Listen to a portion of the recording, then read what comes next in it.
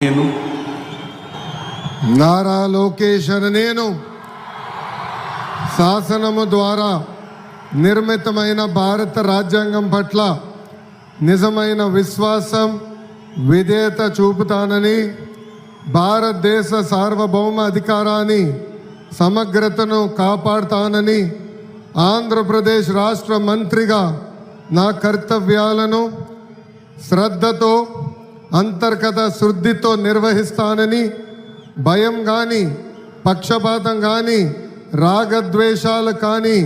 లేకుండా రాజ్యాంగాన్ని శాసనాలు అనుసరించి ప్రజలందరికీ న్యాయం చేకూరుస్తానని దైవ సాక్షిగా ప్రమాణం చేస్తున్నాను. నేను నారా లోకేష్ నేను ఆంధ్రప్రదేశ్ రాష్ట్ర మంత్రిగా నా పరిశీలనకు వచ్చి